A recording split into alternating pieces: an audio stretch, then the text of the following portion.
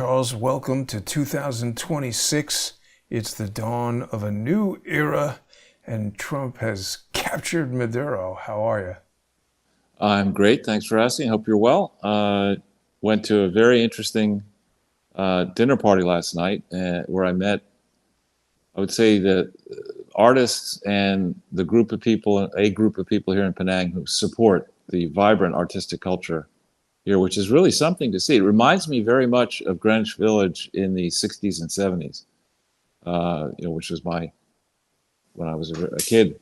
It's a similar sort of environment where in the center of Georgetown, where these people have galleries and stuff, it's principally two-story, what they are called shop houses, where in the olden days, the family that owned the shop house would live above the shop and run a shop in the shop house. The core of Georgetown is all protected. You cannot take these shop houses down. You can't alter the facades. You've got to bring them back. And so that's exactly what a class of people who are kind of cutting edge are doing, and doing brilliantly. I mean, not simply traditional painting. It's not simply antique shops. It's younger people with spirit and an understanding of the history, trying to move into a new chapter of life here in a boom town. Yeah, you see those are great images you're putting up. There's a man, I don't know if it'll come up, called Chris Ong, O-N-G, who has a series of hotels, boutique hotels, and he has developed a passion for what are called Nyonya ceramics. And he was at the dinner. He sat next to me at the dinner yesterday, and has had a book commission that goes through his first book that goes through his collection. And we were going through it page by page. I mean, it's just unbelievable. There he is, Charles. Yeah, He's the exactly. founder. Yeah. He's also a guy out of finance who retired in his 40s, and he's from Penang. Very Hmm. nice man. Very Hmm. interesting man. So, UNESCO. there, yeah, and he was it was at the house of a man, I don't know his last name, but Fuan, who's a glass famous here for his glass sculptures. And anyway, so there's some who, when I said I was going to Penang, some people would say, "Po where?" What's going to go on there? Nothing to do except Hmm. eat bananas, and that's just so far away from being true. This after the Brits lost that little dalliance between 1776 and 1782, one of the generals involved in losing that was dispatched here and put up a fort, and Was this his name became George? that was King George, but there's no, there is a George Hotel here, so there might have been somebody like that. There's Francis Light is one, and then there's another fort. I forget the name of it now.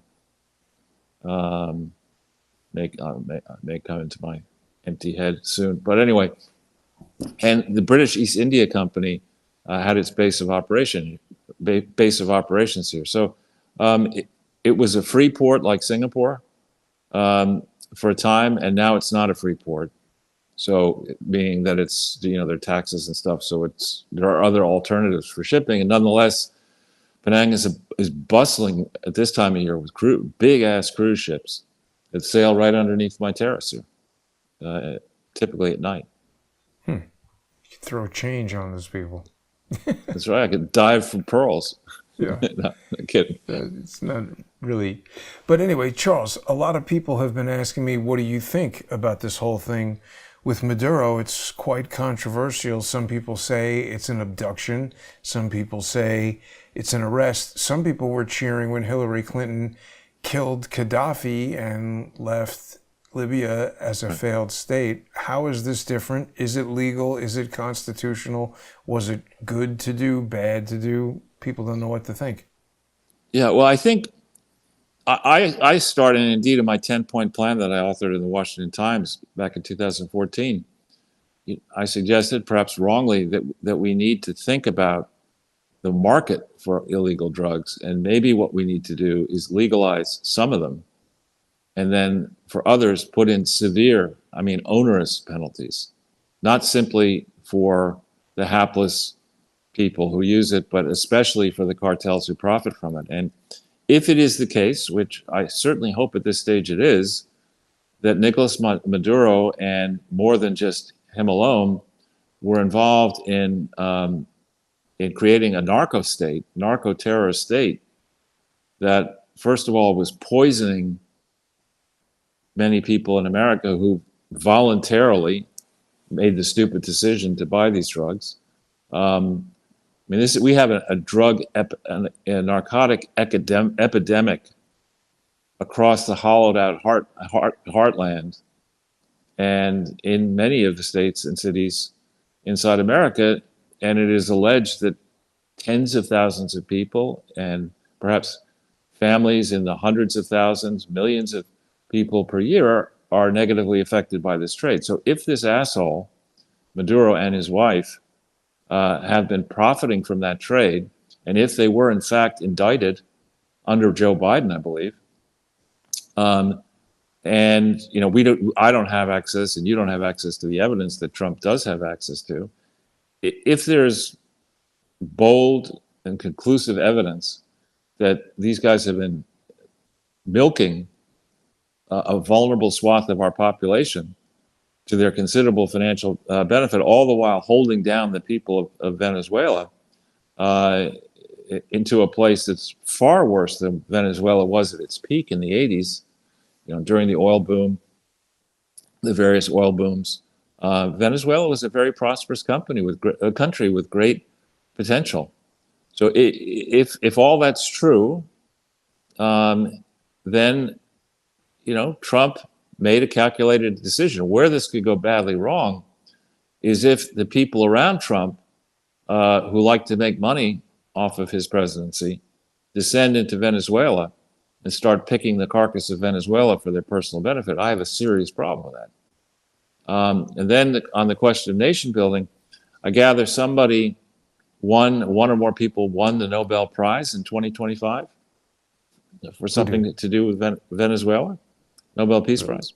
I don't know. So yeah, I think I read that. I may have that wrong. I see a lot of stuff every day, but the idea that we can go in as the United States into a place which is, the wounds haven't healed from gunboat diplomacy that we tried under, I think it was Teddy Roosevelt, a long time ago.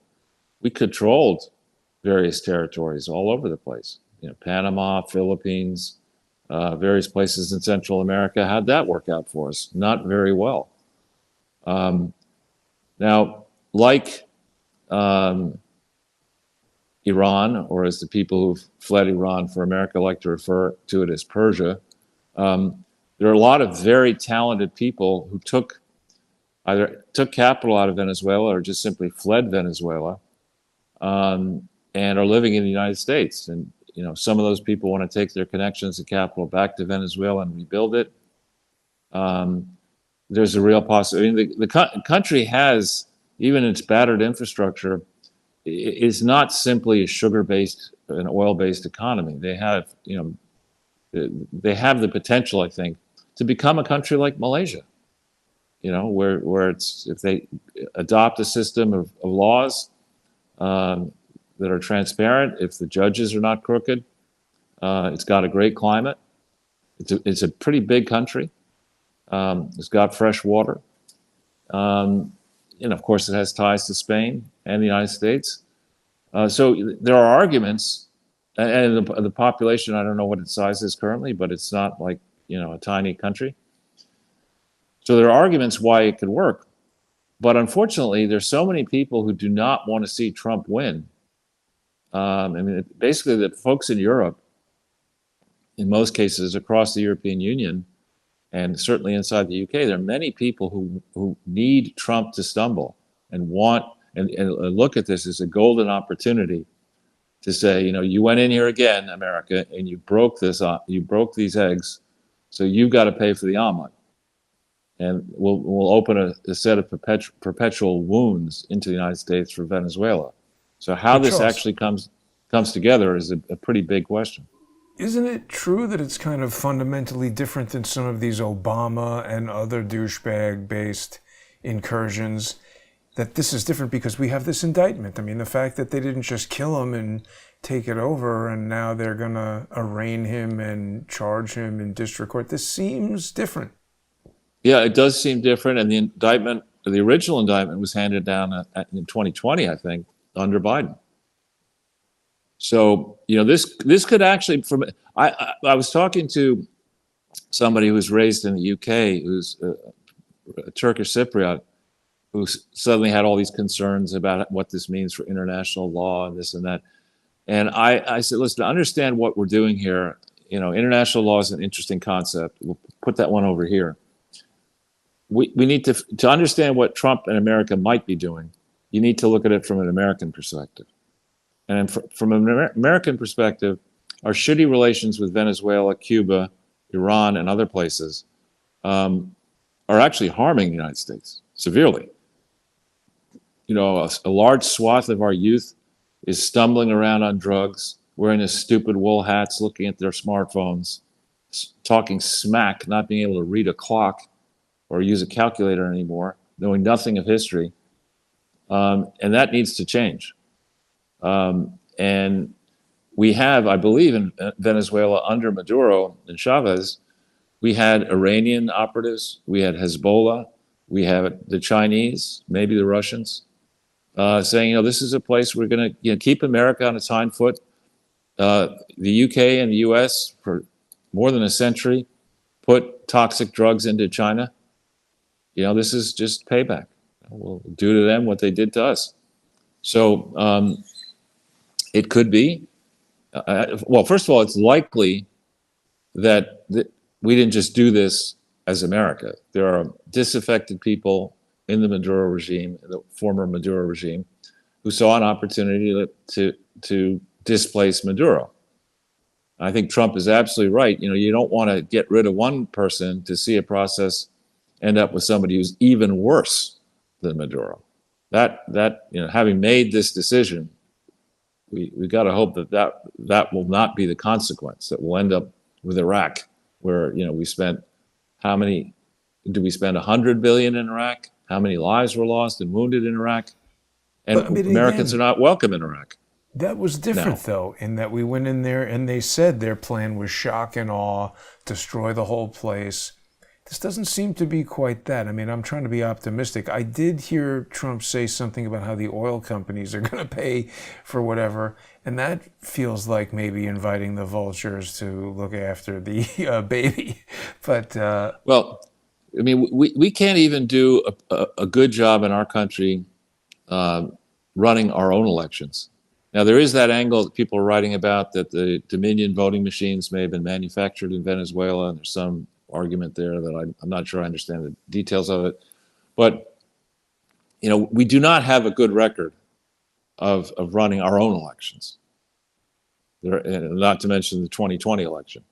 So running an election in a country where America has meddled before, and where that meddling in the end created people who hated America, and perhaps a generation of people who hated America, is risky business. So I'm pleased to see some of the footage that is not just one event across Venezuela and outside Venezuela, people cheering this.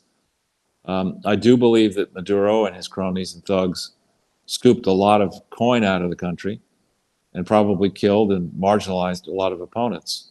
But that's kind of the way things happen down there.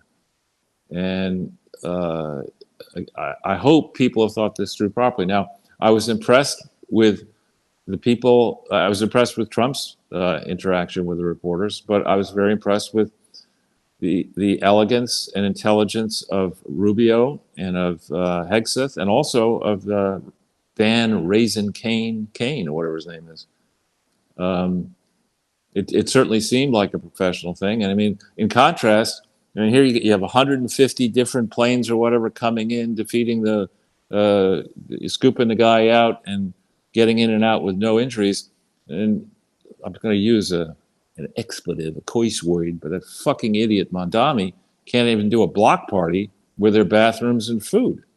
And that's not in the middle of a war zone. So the contrast between the incompetence of a 33-year-old twink pretending that he knows the first fucking thing about how to run one of the biggest and most complex cities in the world, and his awful instincts, both on appointing his various confidants and people working for him, and let's abandon rugged individualism for the collectivism that worked so well in running gulags. I mean, the contrast there is pretty stark, and the notion that Mondami is going to use his power to frustrate the prosecution of Maduro, to It's champion ridiculous. international law. I mean, it's absurd. But I mean, there really is. There is no system of international law unless there is a court system that will be respected by all participants in, quote, the international arena. And there is not there. The International Court of Justice, or whatever you call it in The Hague, is a joke. Yeah. But hang on, Nobody Charles. respects Let's stay on Mondami for a second, because Mondami calling Trump to criticize this is like me calling you to criticize an investment or something. What the hell does Mondami know? Well, what he knows is that he's got a pipeline to the New York Times and to the major media, and Right. he wants to be on Face the Nation Right. and to Face the Nation and these other stupid ass shows, because that's free advertising for his brand, and he's 33. So his vision, he's going to go from New York City to Maybe the Senate. governor or something. Oh yeah. Well, the wow, Senate right. most likely, because it's a 6-year term and he's young, and it'll be like that guy Ossoff in Georgia. They'll put him on ice, let him go to the fancy parties, get photographed, under various tables or whatever he likes to do. So they have him under control. And then at a convenient moment, he's, from a major media market, they say, oh, we're going to bring to Washington, D.C. and the federal government the Camelot that was, Zoran Mondami. Let him take his Koran down to Washington, D.C. I mean, that's what they're trying to do with him. And I think even New York Magazine, which is hardly a right-leaning publication, even they are starting to write articles suggesting, you might want to think through what happens if this guy's a dud. And I think if he is a dud. yeah, I think when you mean how soon? Yeah. I mean, I would vote for Gumby before I'd vote for this guy. Gumby's a nice guy. He's got that horse. He's got an interesting voice. Yeah. Or maybe one of the chipmunks. He can jump into any storybook with his ponytail. There you go. Yeah. So, like Gumby. look, we have to hope that for the people of Venezuela that this works out well, but Trump better assume on this one that he's opened a new box here, and there are Chinese operatives on the ground, and there certainly are other bad actors inside Venezuela, and it's not like Maduro was running this vast thing by himself. Another thing I would point out, and maybe this ultimatum has already been given, but if you want to talk about a narco-terrorist state, Mexico, I think, and Colombia are two other ones that need some attention. And, you're going to have to do all three of them if you want to really stamp out these transnational narco-terrorist gangs. Now it's I believe say they got to be on the lookout or something. Well, it makes me wonder whether what we've done, which might have been a very smart move, is to say, listen to Scheinbaum or whatever her name is in Mexico and this idiot in Colombia, to just in no uncertain terms say, we understand what you're doing here. We understand that you're in thrall. I mean, you walk out every day, a mayor's regularly killed in Mexico. Heads of state, I don't think, are safe in these countries. And we understand that you can't deal with these narco gangs yourself. We can. Look what we just did. Okay, we'll do this. We'll systematically kill every fucking narco terrorist out there. It's very simple. No, I think he will. Charles, not to change gears too much, but just right now I was reminded of something when I was looking here at Truth Social. This is quite interesting. We have Starlink advertising on Truth Social just as Elon Musk is having dinner with Trump. I think they're buddies again. Could be, it could be. And this when you go back to Joe Biden, right? You and I, we don't have the media power of the biggest podcasters. But if you go back and look at our history of criticizing Biden, I believe we started criticizing him before he was president, suggesting No he was doubt. mentally incompetent then. Um, and Suggesting is putting it mildly. right, you know. So I mean, now you have to, with the benefit of hindsight, and with the absence of the mainstream media's ability to just brand you as a conspiracy theorist for saying what appears now to be absolutely true. You have to go back and ask yourself, who were the morons who opened up this border? I mean, conscious decisions were made here. Who were the morons in the various cities who embraced the idea of sanctuary cities and states? Why would J.B. Pritzker today, a billionaire, why would he be stuck on stupid on this issue, which polls 80-20 for Trump? Why do this? And how many truly dangerous people are inside this country now because of Joe Biden? Right? I think this puts, a new sense of urgency in going back over the auto pen pardons and understanding who was running the Biden regime. Those people need to be brought to justice because more Americans are going to be killed by the Biden decision to let in these terrorists. The terrorist attacks are not over. They may even heighten now. Terrorists inside the country may say, we want to go out with a bang.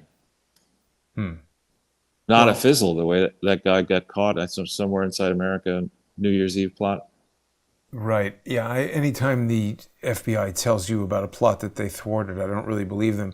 Yeah. This capturing of Maduro, it brought me back to this scene outside of the Walcott Hotel where I think these guys were Tren de Aragua. So I don't know. People who are like, oh, America first, I didn't vote for this. I'm not so sure that's correct. I want these Venezuelan gangbangers out of here and out of wherever they might be. So I don't know. I generally don't like the idea of going and invading other countries, but I don't know. I've seen a lot of Venezuelan people online who these could be actors. I'm always very skeptical when I see these things, but they seem to be pretty positive. And I mean, I've had friends, I know people from Venezuela who have that story where their family had money and then inflation went crazy and all their money is lost and they had to leave because it was just like a totally, absolutely, you can't live there. Well, and you look at that fellow, slaughter the pronunciation of his name, I think it's something like Bukele, and I believe he's in El Salvador with CCOT and all that. Yeah. But he's turned El Salvador from one of the, I think it was the murder capital on earth. With a totally corrupt judicial system. And in a short order of time, he jailed many of the judges. And the place is supposedly pretty nice now. So, they say he's the world's coolest dictator. That's Harvard saying that. Oh, yeah, Harvard, of course. So maybe he's a nice guy after all, if Harvard doesn't like him. Again, Harvard, it saddens me to think of this, but, places that I spent 6 years of my life around Yale and Harvard, and I don't want to go anywhere near there. Yeah, I'd rather.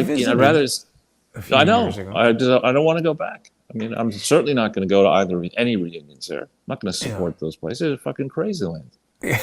Well, Charles, let's just take a break here for a moment, and people are going to be able to join us in less than 5 minutes on the First Amendment Forum broadcast. People can join by subscribing to Crowdsource the Truth on crowdsourcethetruth.substack.com, subscribestar.com, or patreon.com/crowdsourcethetruth. And of course, people who follow me on X at JG_CSTT. I think I forgot to wish you a Happy New Year, Charles, our first broadcast here in 2026. So we'll be back with much more to say about Maduro. Better than what they did to Gaddafi, for sure. Better than Saddam. That's true. We'll talk about it some more. Stay